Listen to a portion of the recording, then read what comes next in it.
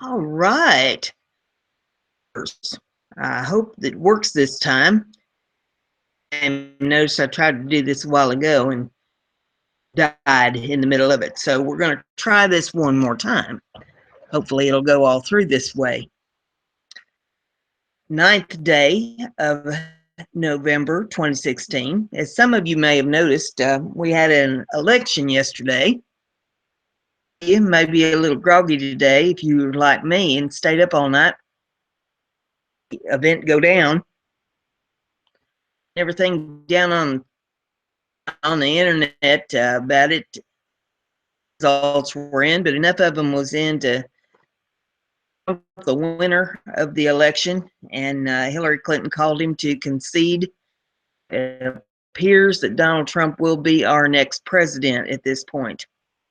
A lot of news about what all transpired yesterday in the election, and some current events and things to put in here, so I'm going to go ahead and jump right on into it. Have its offer of regaining Donald J. Trump wins, and so is America. Donald Trump wins. He is the next president of the United States. America collectively gasped. Everything cherished by America was imperiled. Our borders nearly flung open. Wars almost waged, barred by regulation, consistent, unending propaganda. We endured, we spoke out, and we voted. Together in culminating defense of such greatness we call America. Trump is our next president. Trump is the 45th president of these United States. We are a hodgepodge of 50 states collected by a constitution, united and predicated on the belief in human discourse, fallibility. We did it. This, except for anyone involved in the status quo, gaslighting, riggery, and tomfoolery. For many Americans, Trump's victory is a peaceful coup. Back to hell with Anderson Cooper. P.S. If you want to call Anderson Cooper mean gay slurs, you can borrow my gay card. He deserves it. Faction of evil has been given ground, forever greedy. It sought to take everything from Americans, our blessing, our blessed sovereignty, our unlikely union forged through diversity of mind and spirit and view. American way was nearly taken from us. You're racist, sexist, or possibly totally involved in honest disagreement. Right would listen and learn. We denied ground to evil. We held firm. We won. We have hope for. Love this country. America has given us everything. It's given us life, love, romances, opportunity, freedom, entertainment, even drama. It's given us Aaron Carter, Aaron Copland, Aaron Sorkin to call home. Our diversity is our strength, yes, but it's derived from our diversity of talent, insight, and impulse. We create our own tomorrows. A useless advertisement of obvious differences does nothing to advance a society. Regulate on talk show and say, hey, look, that's advancement in the 21st century. American, where at least I know I'm free. Day, what I choose for myself. I won't forget the men and women who died to give that right to me. Americans are beautiful people filled with hope and ideology and, yes, even wit and culture. We're a profound culture with a common heritage to turn her back toward. We are America. We are the stitch and fabric of greatest society there ever was. Yes, for Trump supporters, but this was also a victory for America. Not yet see it, but our Americans by our spirit, by our compassion, by our nation under one flag. We are one in spirit of this great nation. We pray that our unity may one day be restored. We're not evil. We are not racist, but our views are complicated, plucked from a dispirited rejection of the status quo. We're all a change election. Work to show our triggered countrymen that there is no evil desire among Trumplicans to see the failure of all America based on race, sex, sexual orientation, religion, or other. We want a peaceful union, forged union of camaraderie, bolstered by robust and peaceful discourse, and maintained by the watchful eyes of freedom's unending commitment. Some believe Trump's America stands for threat. They will know we are American, our love for freedom and kindness and virtue that stands squarely against the forces of globalism. Those greedy guys and gals who got way too close to owning us through backroom trades and dirty dealings. America's back. She's stronger than ever, and I'm with her. The next article that I have for you is off of Forbes.com. Republican Donald Trump is elected president of the United States and global markets plunge. 2:55 a.m. Eastern Time. Republican Donald Trump has been elected the 45th president of the United States, according to the New York Times and Associated Press, who called the election in the early hours of the morning on Wednesday. Trump's ascendance to the White House came of many hard-fought swing states in the Midwest, Southeast, and Rust Belt, biggest upsets in modern American political history. A.m. Eastern Time, Trump took the stage at the Hilton Hotel in Midtown Manhattan to announce that Democratic nominee Hillary Clinton conceded defeat. In his remarks, Trump attempted to mend fences after a long and bitter presidential election. Come together as one united people, Trump said. I pledge to every citizen in the land that I will be president to all Americans, he added, before describing an agenda he characterized as America First while on the campaign trail. The votes rolled in for Trump. U.S. stock markets plunged, with futures on the Dow Jones Industrial Average falling points, or roughly 4%, as investors began to brace for Trump's agenda and his anti-free trade views. Prepared when Trump struck a conciliatory tone, concession. Fear of a Trump presidency was evident at the open of trading in Europe, where stocks in London plunged 2% after futures indicated losses as high as 4%. Index in Hong Kong tumbled 2.7%. In South Korea, Kospi fell 2.5%, and Japanese Nikkei 125 was down 5.1%. Australian and New Zealand markets fell by similar measure. Rise in value during periods of market upheaval. For instance, the U.S. dollar, gold, and government bonds surged. Gold rose $41 to $13 troy ounce, or over 3.2%. Treasury note yields fell 12 basic points to 1.73%, indicating an investor flight to the safety of government bonds. The euro fell 2%, while the Japanese yen fell 3%. The Mexican peso has swung most violently depending on prospects for the presidential vote plunged. On Tuesday, nominee Hillary Clinton showed strength in early voting. The peso rose to two-week highs. However, it tumbled over 13.07% after midnight when CNN called a string of states for Trump, including Ohio, Florida, Iowa, North Carolina, and Utah. States that continue to hang in the balance include Virginia and Michigan are trending in Clinton's direction, while Pennsylvania is moving in Trump's favor. New Hampshire remains too close, but Trump has won a clear path to the presidency with 288 electoral college votes. As voting has come decidedly in favor of Trump, defying the expectations of almost every national poll and many state polls, it is the IBD IPP tracking poll that many have today, or that may have won Tuesday, I'm sorry. It predicted Trump's victory in a final national survey on Tuesday afternoon. Others who foresaw Trump's outperformance in the general election, for instance, Double Line Capital's Jeffrey Gundlach, from their calls on Tuesday. I think that Donald J. Trump has massively outperformed expectation in the past, said Gingrich on a conference call with investors Tuesday evening. Such an outcome would cause downgrade of global growth expectations or maybe even a global growth scare, Gingrich told Forbes earlier in the year. Hedge fund manager Dan Loeb of Third Point LLC also said last week he reduced exposure and increased hedges the election compared to the vote to Britain's vote to leave the European Union in June. We clearly didn't predict the outcome of Brexit.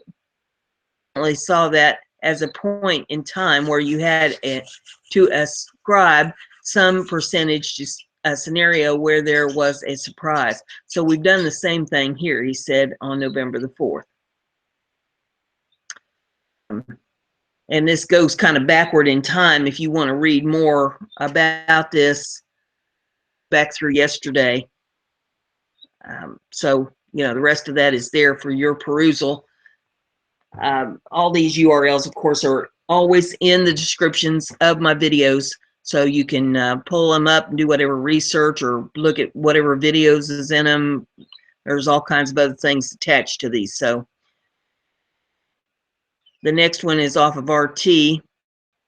I'm waiting for the hamster to catch up to me here. There we go.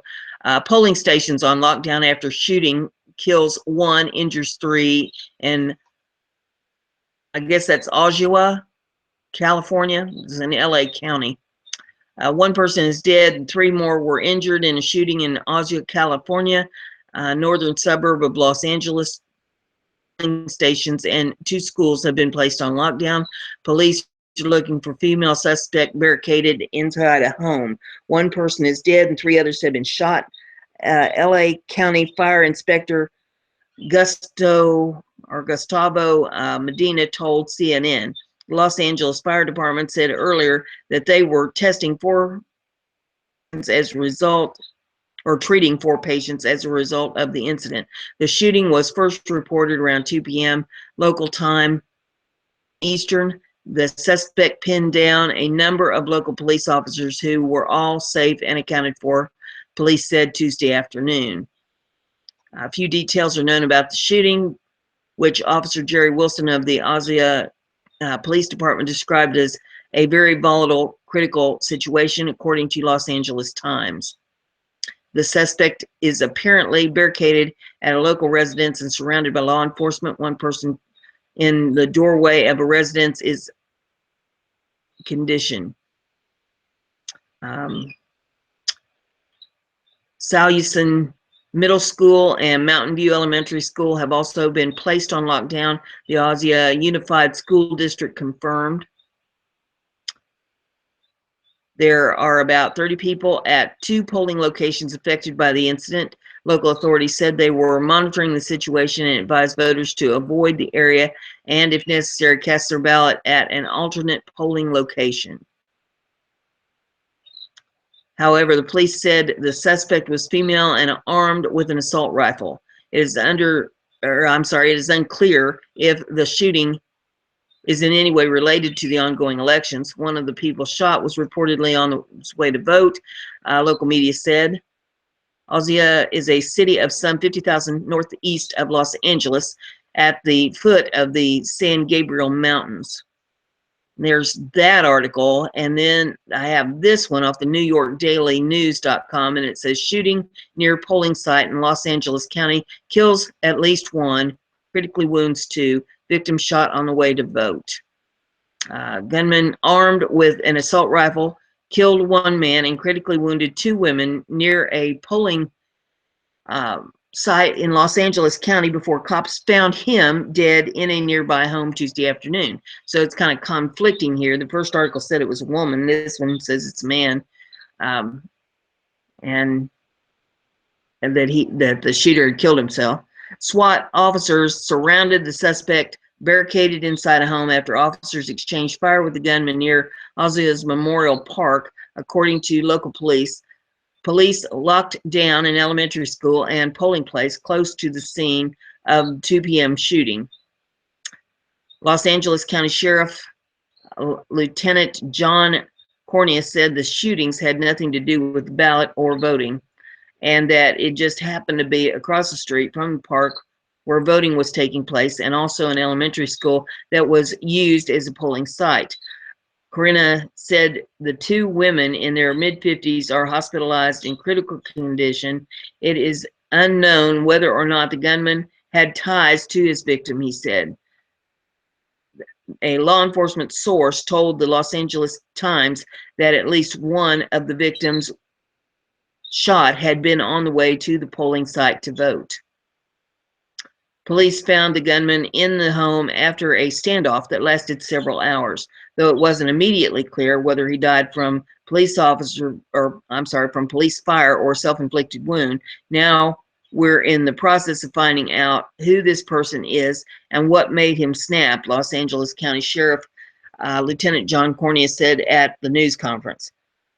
Homicide detectives from Los Angeles County Sheriff's Department said that the shooting did not appear to have any direct connection to the election or the polling site. Police Chief Stephen Hunt said officers were looking for at least one female suspect armed with an assault rifle and reviewing reports of possible male suspect wearing tactical gear. Officials with the Sheriff's Department later said the person who had opened fire was a man. Another person who may be victim or suspect was down in front of the home surrounded by police, Hunt said. There is someone laying on the ground at the doorway, Hunt told reporters at a news conference. He said 7 tactical teams had set up a perimeter to close in on one or more suspects responsible for the shooting. It's very early to tell what the motive is, but it appears on the residential side, not the polling station, Hunt added. Officers found themselves under gunfire and pinned down shortly after arriving at the scene of reported gunfire, the San Gabriel Valley Tribune reported. None of the officers pinned down at the initial scene were hurt, police said. Dean Logan, the LA County Registrar and Recorder, said the shooting affected 2 voting sites. Voters should avoid the area and, if necessary, cast a ballot at an alternate polling location, Logan tweeted. One of the 2 sites later reopened. Deputies were investigating the shooting alongside Osceola Police, the Sheriff's Department announced on Twitter. Osceola Police advised residents to shelter in place. Situation has transitioned from active to barricade containment, the Osceola Police Department tweeted. All those near scene shelter in place and all others stay out of the area. Police officers said arrived near Memorial Park at 2:02 p.m. to find several shooting victims. The law enforcement said they told the Times a suspect armed with a rifle fired at least 20 shots at him. Police returned fire, but the suspect ran into a nearby home, according to the cops. 1 person died, 2 victims were hospitalized, and 1 other person was down outside a home, according to local cops. Corinna rejected accounts that one of the victims taken to the hospital had died. He said both victims were women who were critically wounded but still alive as he spoke Tuesday night. A victim who died in an ambulance was a man in his 70s. Los Angeles County Fire Captain Ron Singleton told the Times. 3 cars could be seen on top of a curb in the apparent aftermath of a crash in footage from the scene. A helicopter broadcast for KCAL TV told viewers the TV station's camera had to be turned away from puddles of blood on the ground. Ozzy sits in the foot of the San Gabriel Mountains, roughly 25 miles east of the city of Los Angeles. An area resident tweeted pictures of SWAT vehicles and helicopters at the scene. There's an active shooter in my city at my old middle school, he said. So there you have that article on the shooting in LA. All right, the next one we have is off of RT, and it says long lines, equipment failures, and several states during historic U.S. election day. Voters waited up to an hour to cast their ballots for presidential candidate as long lines became a signature motif of Election Day in New York, Miami, and Washington, D.C. There have been some reports of voting irregularities at polling stations. Over 200 million U.S. citizens were registered to cast their votes on Election Day, with 50 million new registered voters since 2012. Long lines stretched often a block long in parts of New York, with voters waiting as long as an hour before entering the polling station. And there's pictures and video and tweets and all kinds of things in this if you want to take a look at what all transpired with that. And the article goes on, says poll organizers in New York allowed batches of people into polling stations where they had to wait again before they could cast their vote. Voting machine malfunction. Voting machine problems in at least one county in southern Utah forced election officials to use paper ballots.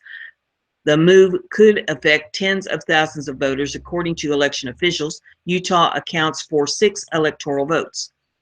Programming problems affected all voting in Washington County, with 52,000 registered voters are yet to cast their ballots. Utah Director of Elections Mark Thomas told the AP the programming problems were so far limited to one county.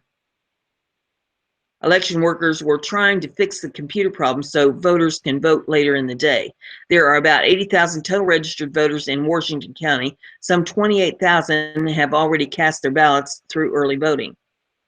Pennsylvania, a swing state that accounts for 20 electoral votes, election judges in Clinton Township, Butler County, confirmed to KDKA-TV there were issues with 2 of their 8 automated voting machines.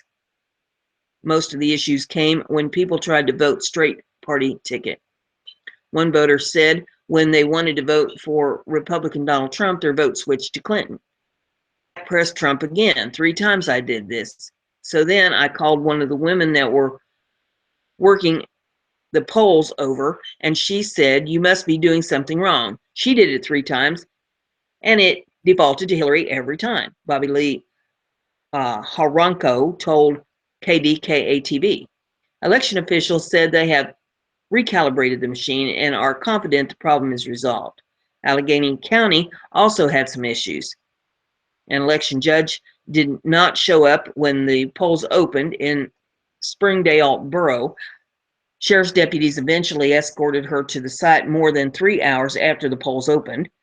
Margaret Venon had told deputies she was ill. The Indiana Democratic Party sent out text messages to 2,000 voters, sending them to the wrong polling places.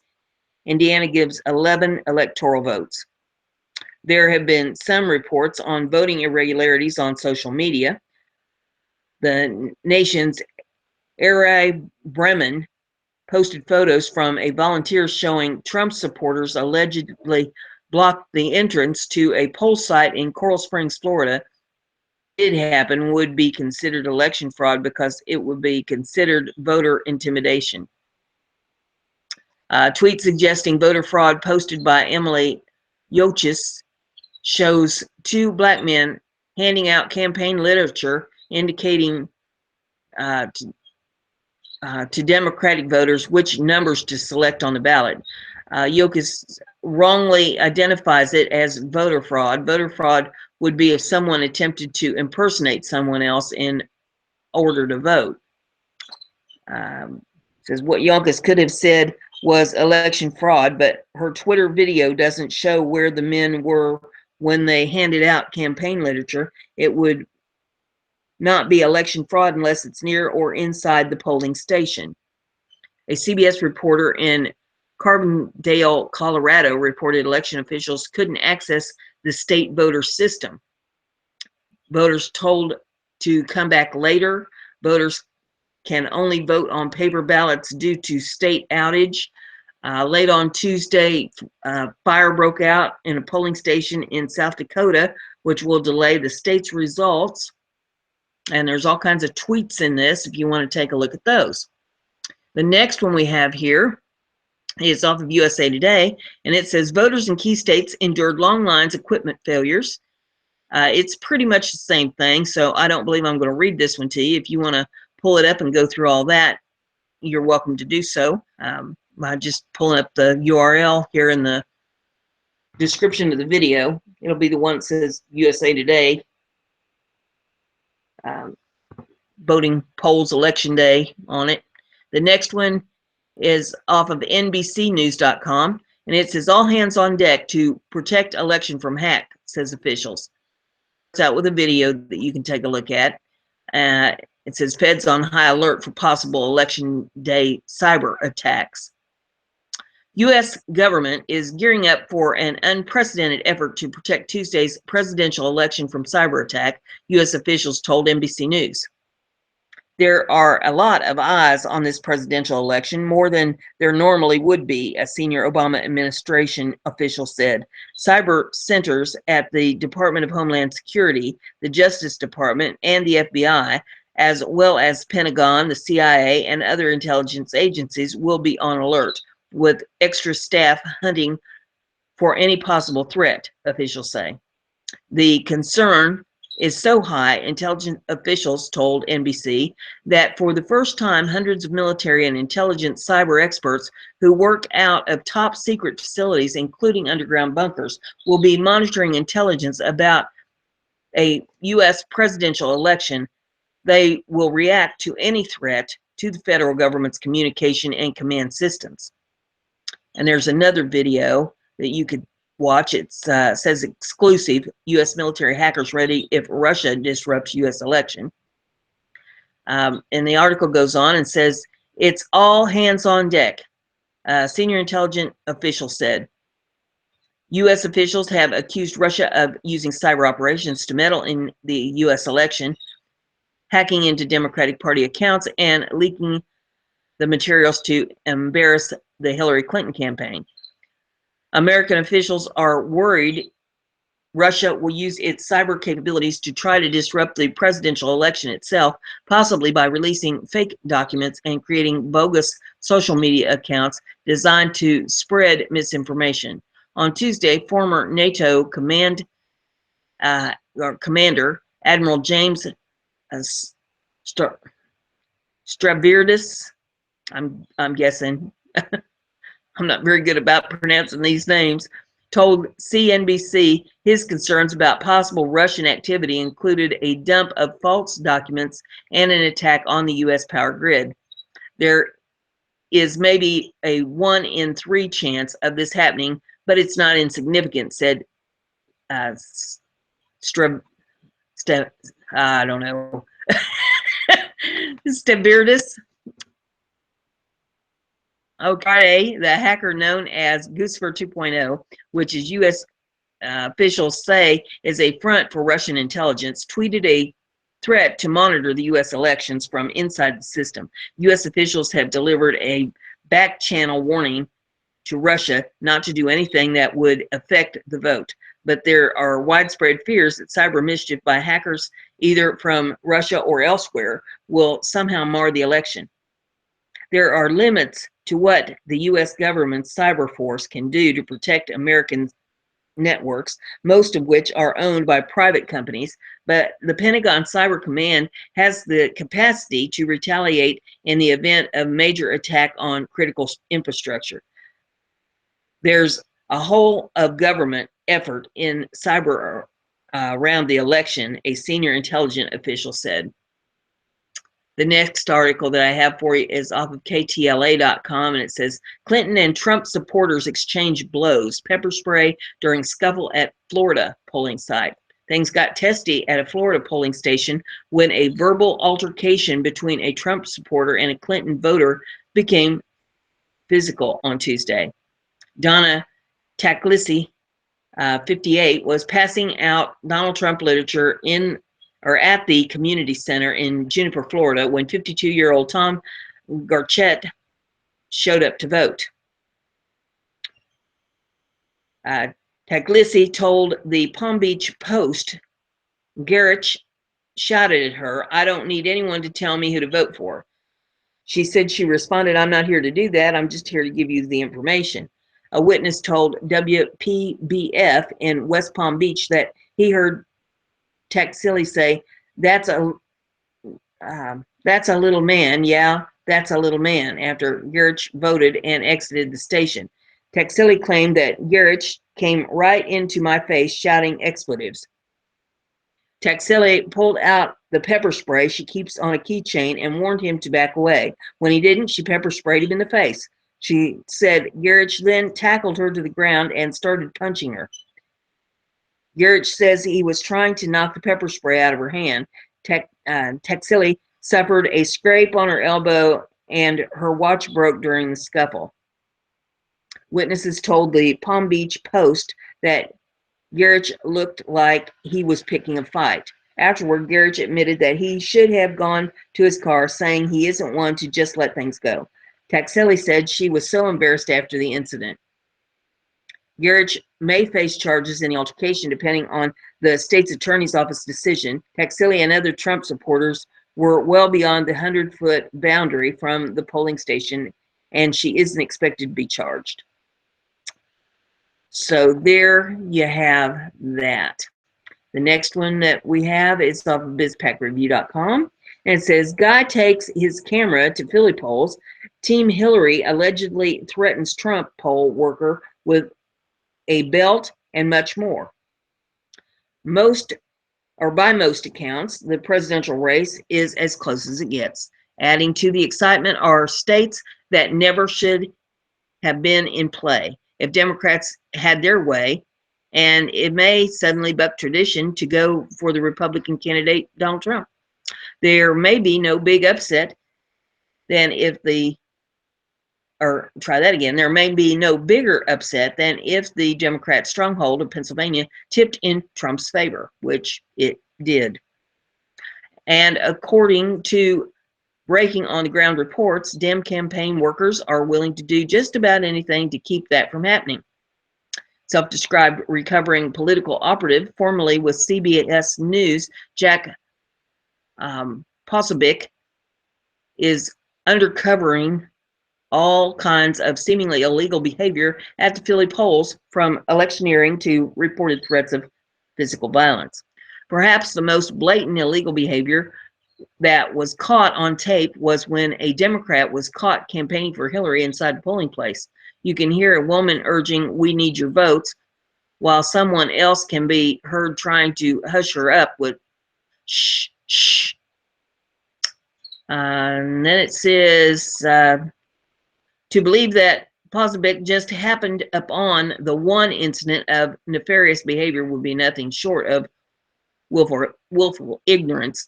In fact, judging from Posobiec's Twitter account, he has been finding illegal activity everywhere as he makes his way through Philly. At one point, police were called when Trump poll worker was allegedly threatened with a belt by a Hillary campaign staffer. Wherever Posobiec seems to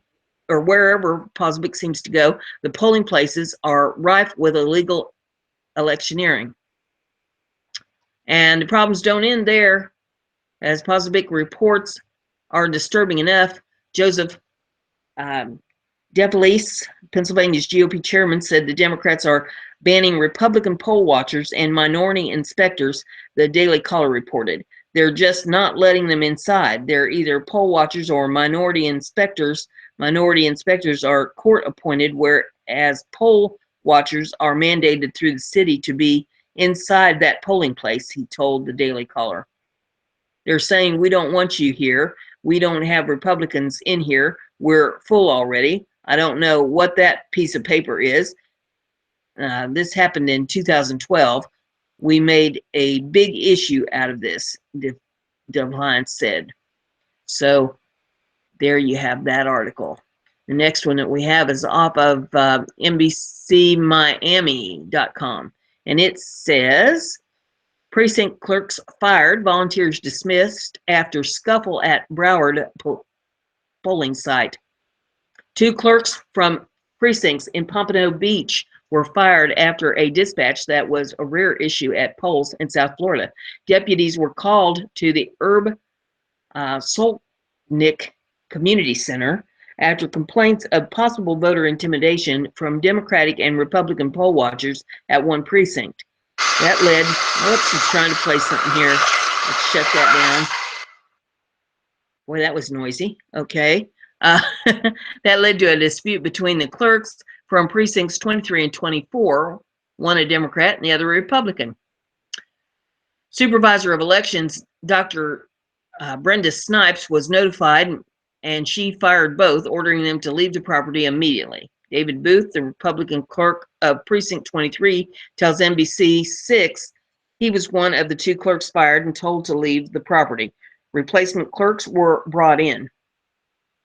They brought in replacements for myself and the other woman who was the clerk at CO 23, and we were told to leave the premises. Booth told NBC 6. It doesn't look good. It really doesn't look good. It looks like they're trying to do something dishonest. Two poll watchers were also removed, according to a spokesperson for the Supervisor of Elections. According to Booth, there were allegations poll watchers were overstepping their boundaries inside the polling location and involved in voter intimidation.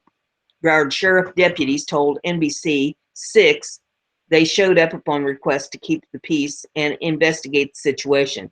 Voting has continued without interruption. With nearly half of the state having already voted in the last 2 weeks, no other major issues were reported from polling locations across Miami-Dade, Broward, or Monroe counties. Officials expect moderate or light turnout on Tuesday after the large amount of early voters. Over 500 precincts are open in Broward County, while just under 600 are open in Miami-Dade. If you do have an issue at the polls, contact NBC 6 investigators with your problem. So there was that article. The next one that we have is off of the Washington Post, and it says Russian TV is showing nude Melania Trump and election rigging ahead of U.S. election. And this is out of Moscow. It says, with hackers who leak emails, fit-tossing trolls who flood comment sections, and top diplomats who speak in locker room talk, Russia has already played a prominent part in setting a seamy tone of these U.S. presidential elections. But in the final moments before the votes are counted, Kremlin-run commentators intent on showing Russians that elections in vulnerable U.S. democracy were anything but democratic, kicked into full gear. Here's what we can conclude from Moscow's media machine onslaught about the U.S. election. It's all one big sex scandal. As the vote approached, viewers on the state-run 24-hour news channel were being treated to a segment headlined "Too Many Peas," as a raunchy slide guitar. Pictures of Donald Trump flashed across the screen, accompanied by his various lewd comments, followed by nude pictures of his wife Melania, followed by pictures of Monica Lewinsky, Bill Clinton, and allegations of other sexual misconduct against him. It ends predictably with Trump's voice repeating his extremely lewd comments about women. The guitar fades. It's totally rigged. This has been the dirtiest campaign in the history of the United States. Dmitry Kezyev, a prominent news show host on the state-run Rosia 24, said on his show Sunday night, repeating Trump's allegations that the fix is on. Kezyev said, "It seems absurd, but Trump knows what he's talking about." He described various schemes that he assured voters would take place. Dead souls, in which the names of the dead are used to vote. The carousel, in which people are bussed around to various polling places. And a rebellion by the members of the Electoral College who should be voting for Trump but won't. That one has no name, but sounds cool anyway. The shenanigans that went on in Russia's first 3 elections are in the 1990s, are child's play compared with what is happening in the United States, Kezyev concluded. Anyway, the U.S. presidency is a sham. Whichever candidate becomes president will not be the president of the entire country, Kezyev told his viewers. Military-industrial complex oligarchs are the real policymakers. The president is a puppet of the special service caste who provide the White House with its information. Even if Trump tried to act on his campaign statements about pulling America back from its overseas military commitments, these dark forces would prevent him from doing it. Hillary Clinton, on the other hand, will do the bidding of the dark forces, a reflection of Kremlin's clear animus toward the Democrat. Americans have no business telling other people how to run their elections. Everything was so disgustingly putrid that when I hear that America is somehow still considering a democracy, it makes me squeamish, Kezyov told his viewers. Russia's foreign ministry reacted to the U.S. refusal to allow Russian election monitors to observe the vote separately from UN-recognized bodies, said that U.S. election observers would be banned. Democracy is dead. See the tweet below from the editor-in-chief of state-owned RT. And there's a bunch of tweets here if you want to take a look at those. And there's looks like some video in this. So, if you want to pursue that, that is available for you. The next one we have is off of Independent K, and this one says, U.S. government hackers penetrate Russian electric grid and communication lines to be ready in case of election day interference. U.S. officials are reportedly very concerned that cyber breach could cause mass confusion and spread fake information about a rigged system on November the 8th. The U.S. government has reportedly penetrated Russia's telecommunications networks and electric grid to be ready to hit back in case Russian intelligence agencies carry out a cyber attack on Election Day. An anonymous senior intelligence official told NBC News that the U.S. would only deploy, now it's jumping around, would only deploy its own cyber attack if necessary.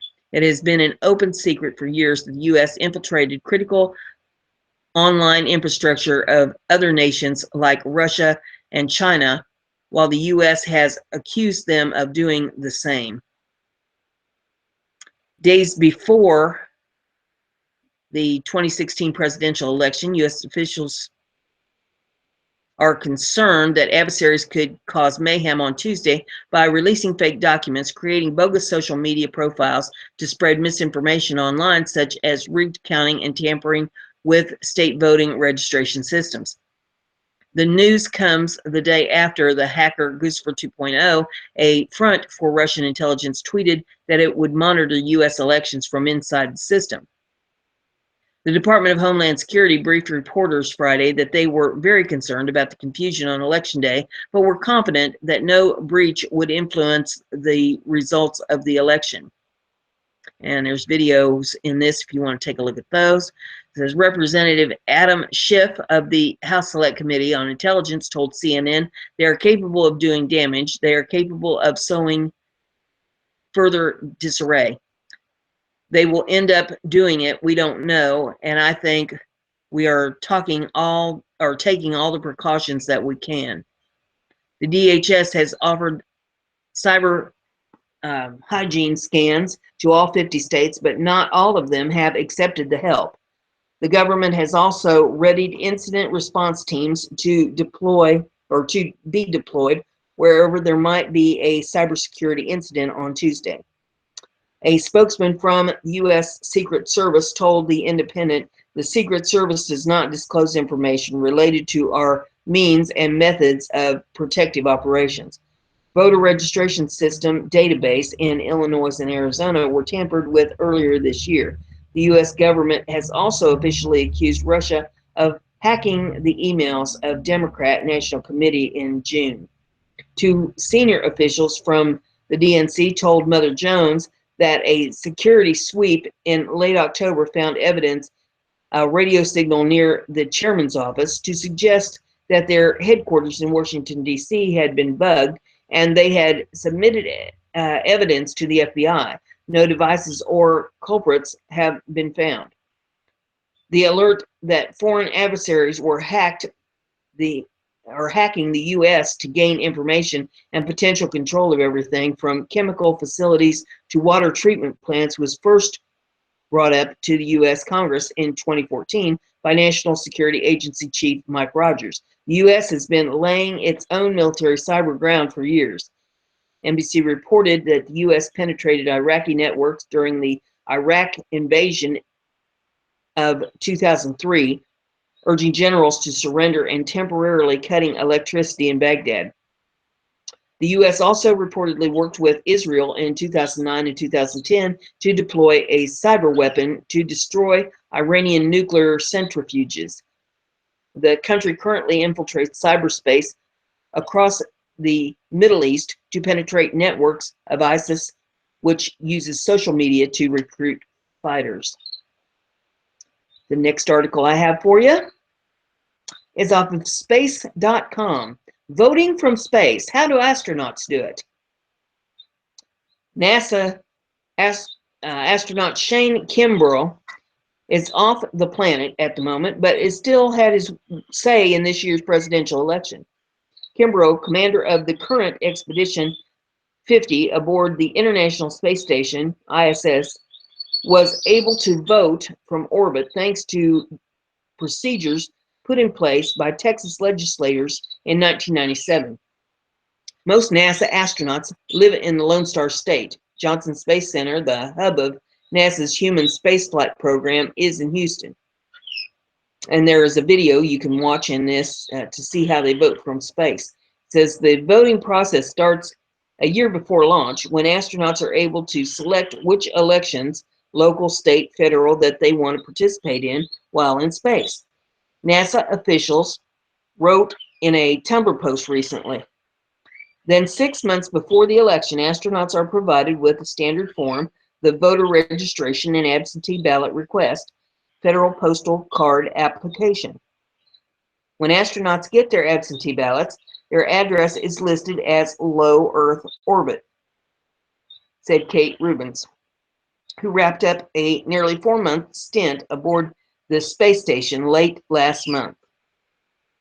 Mission Control at JSC beams a digital version of these absentee ballots up to ISS crew members, who fill them out and send them back down.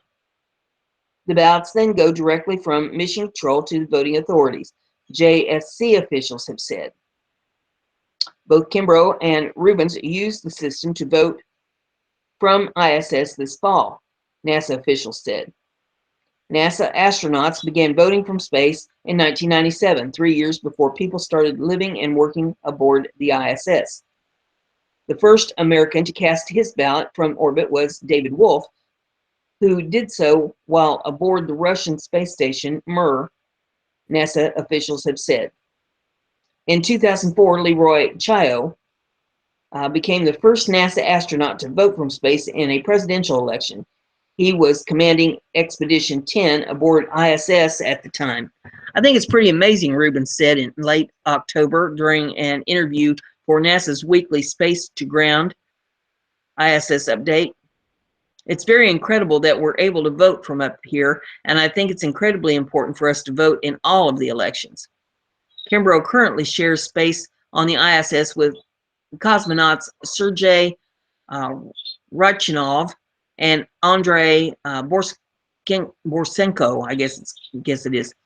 The trio will soon be joined by NASA astronaut Peggy Whitson, cosmonaut Oleg Novitsky, and European Space Agency astronaut Thomas Pesquet, who are scheduled to launch toward the orbiting lab on November the 17th.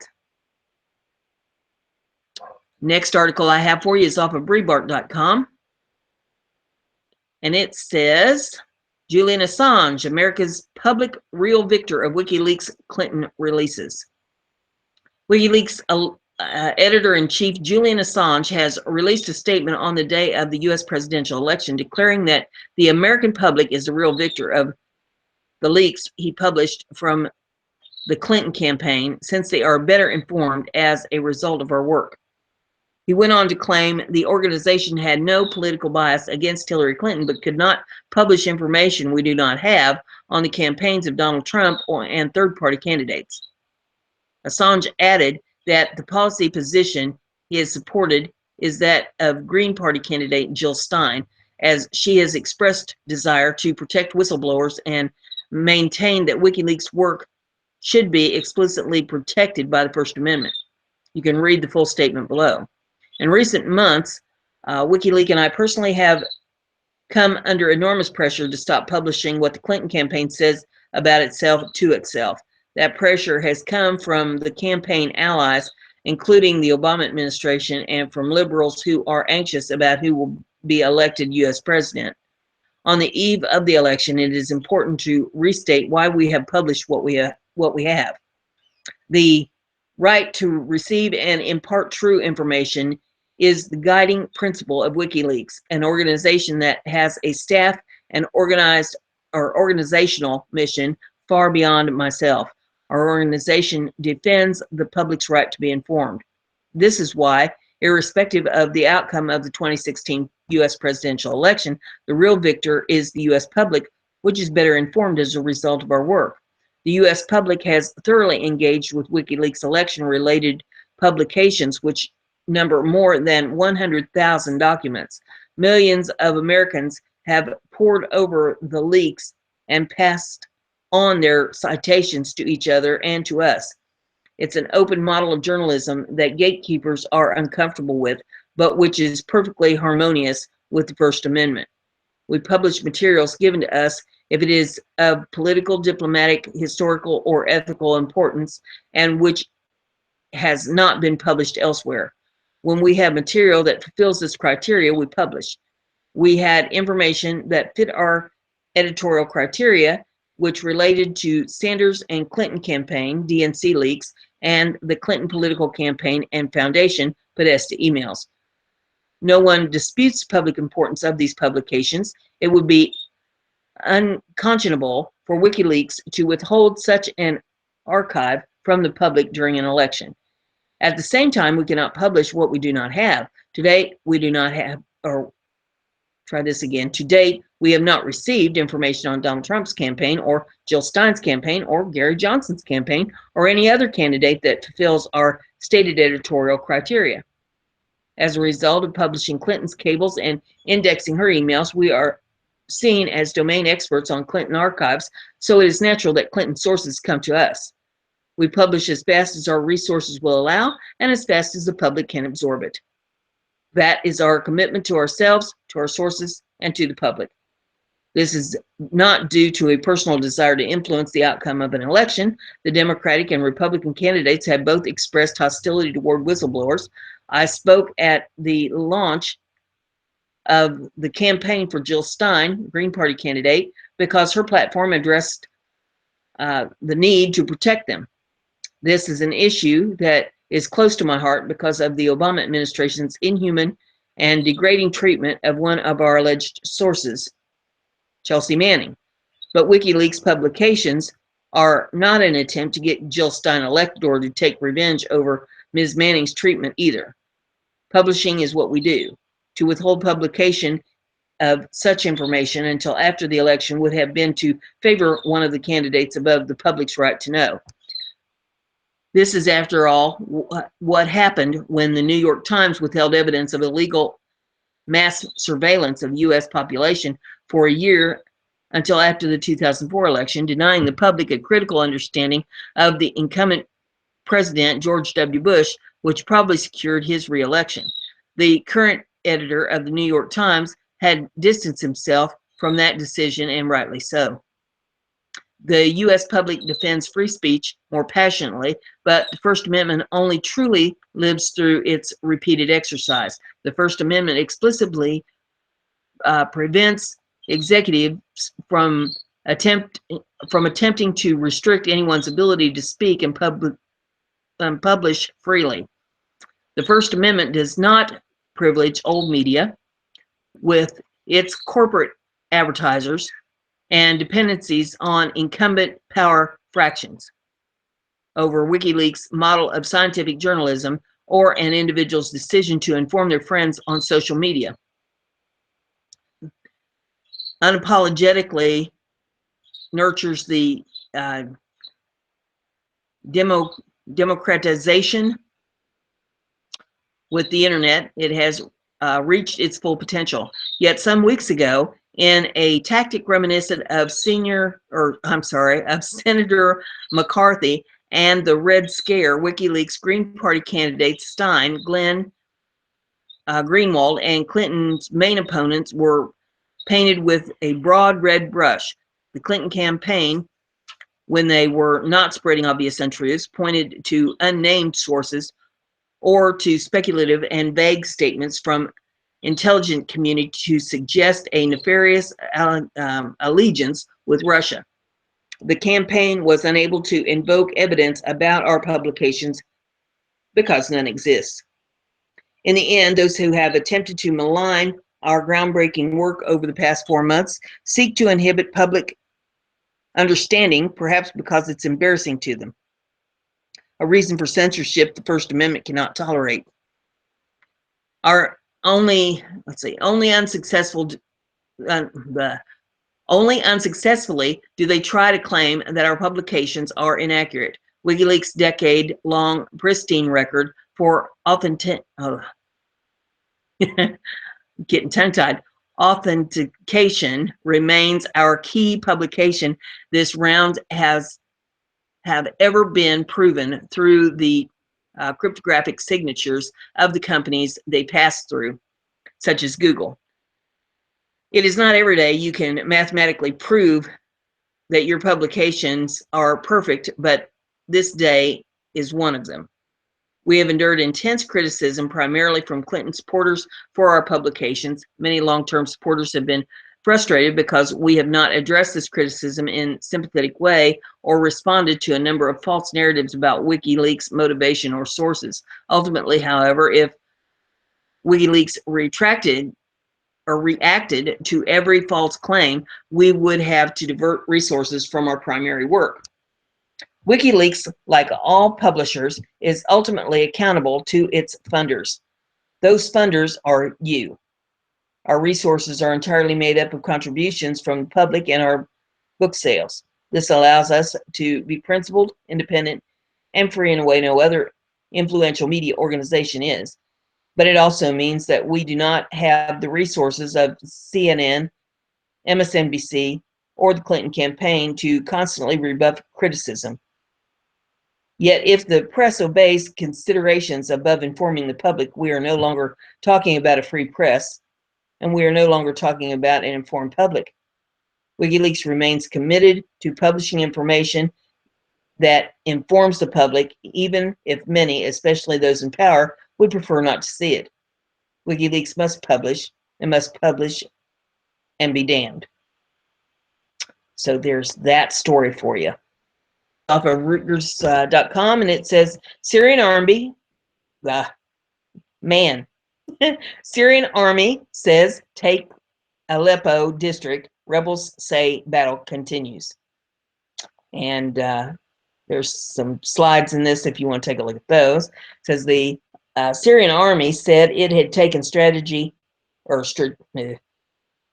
Syrian army said it had taken strategic district of Aleppo on Tuesday, and what would mark the most important advance in the divided city by Damascus and its allies in weeks. But rebels said the battle was not over. The 1070 apartments district is located on the southwestern outskirts of Aleppo and lies alongside the government's corridor into the parts of the city that it controls. The Syrian Observatory for Human Rights, a UK-based group that reports on the war, said government forces and their allies had seized full control of 1070 apartments, calling it the most significant gain by the government in Aleppo since September. A Syrian military source said the army and allied forces were in complete control of the area and surrounding hills. They have made repeated efforts to oust rebels from 1070 apartments area since the summer. The military media unit run by Damascus allied Hezbollah carried a similar report. Hezbollah, a Lebanese Shiite Muslim group, is fighting in support of President Bashar al-Assad in Syria's war, now well in its 6th year. But officials in 2 rebel groups fighting in Aleppo, largest city and commercial hub before the war, said insurgent forces were still trying to fight back.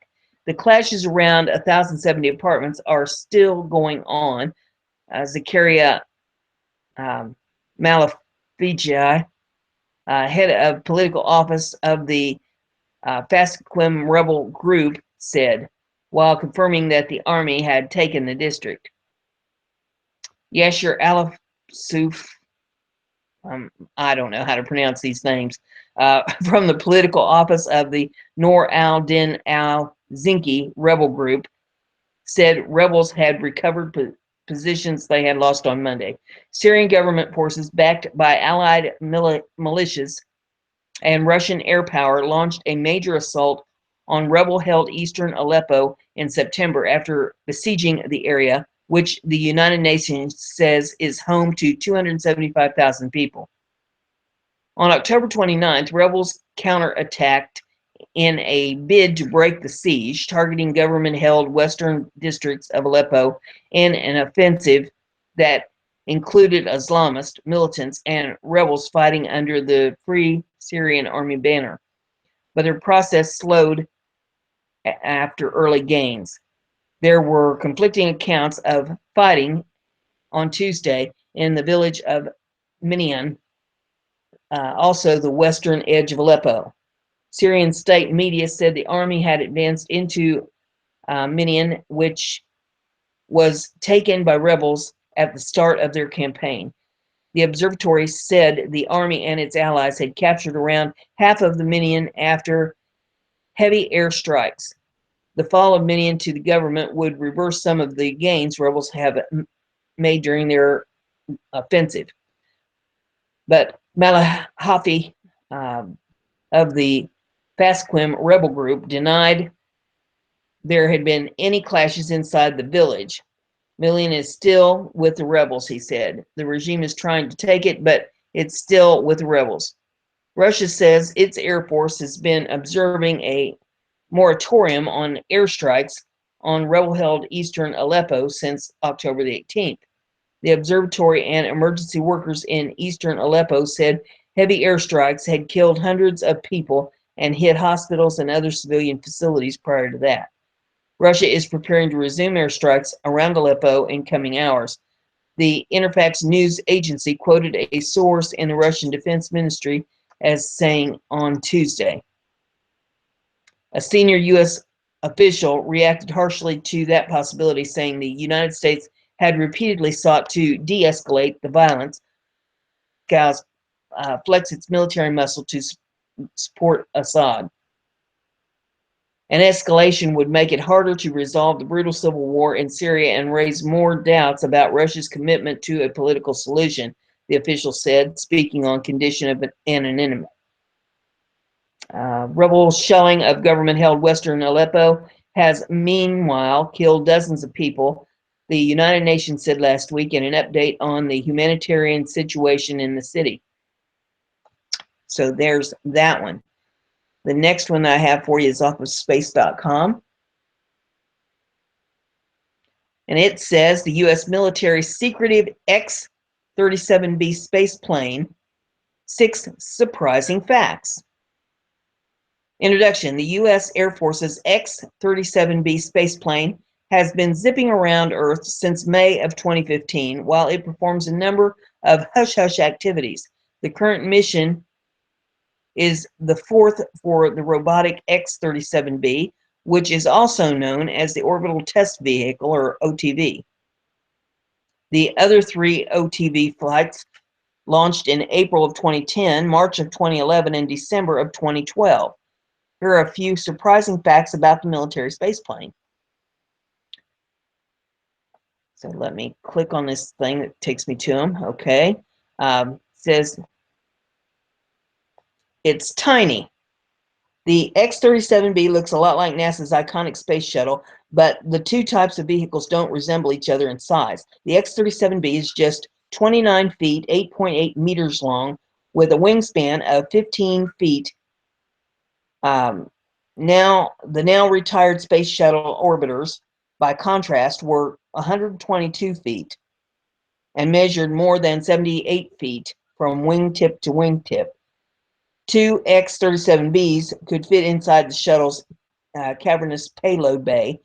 Indeed, the X-37B's design originally envisioned the shuttle carrying smaller space plane to orbit, but ultimately decided that launching the X-37B atop a rocket would be more economical.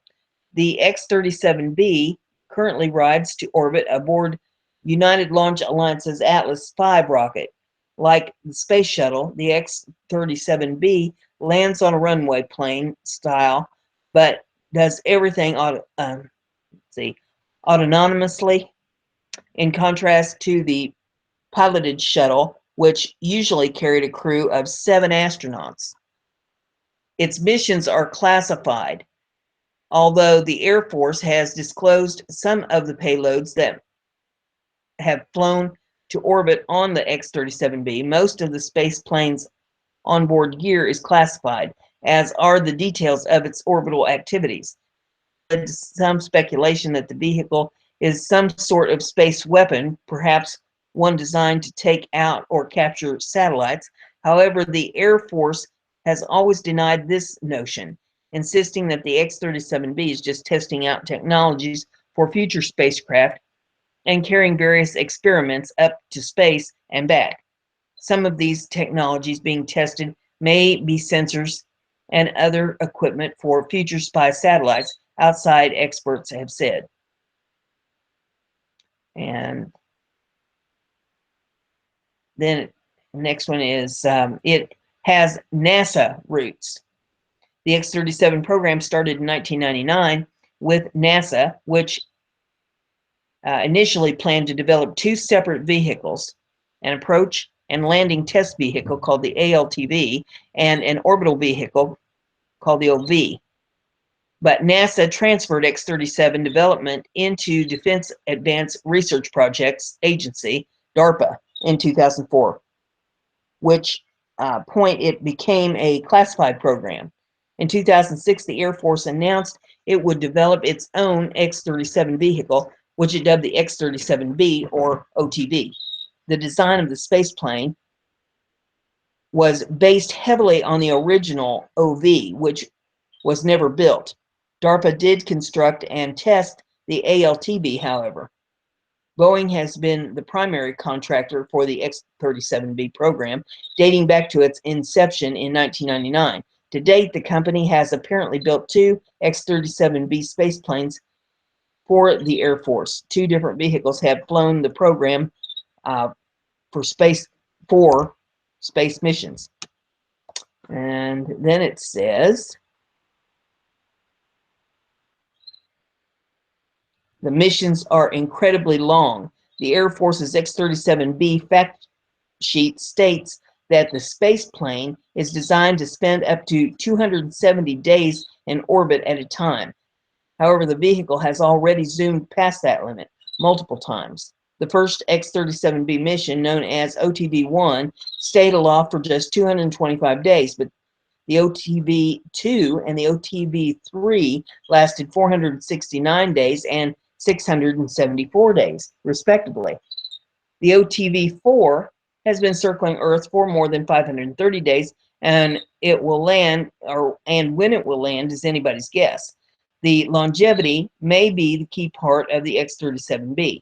After all, engineers testing technologies for future satellites want to see how this gear behaves in the space environment for long periods of time, experts have said. You can see it from the ground.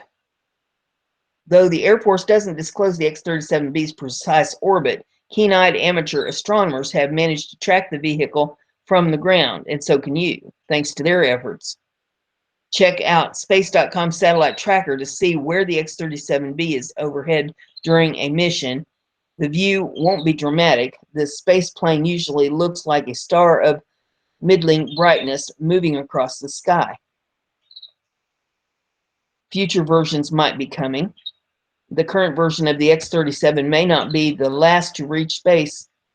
In 2011, Boeing representatives announced that they were considering developing a large variant called the X-37C, which could carry up to 6 astronauts to and from International Space Stations, ISS. And in addition, an engineering team led by former NASA astronaut Stephen Johnson has proposed using a modified version of the X-37B as an ISS emergency evacuation vehicle. But this is just a concept at the moment, and there's no indication that Boeing is investigating this astronaut ambulance variant.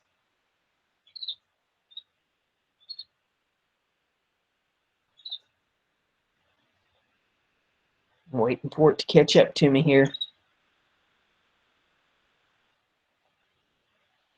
Okay. That appears to be the end of the article. Okay. All right. So there you have that information on the X-37B. The next one we have is your feel good. And this is a story, so I'm going to read this one to you. I always like to end the show for those that are new. I've had a lot of new subscribers lately, and I'd like to thank y'all, for joining me and listening to the show.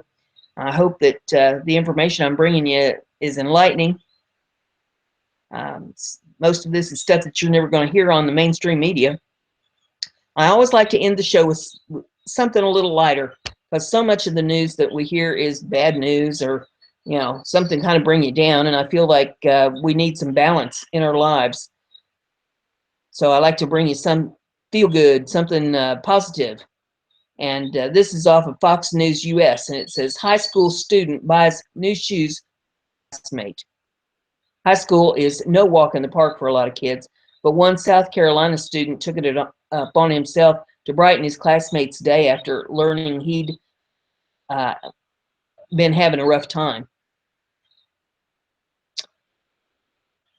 It says,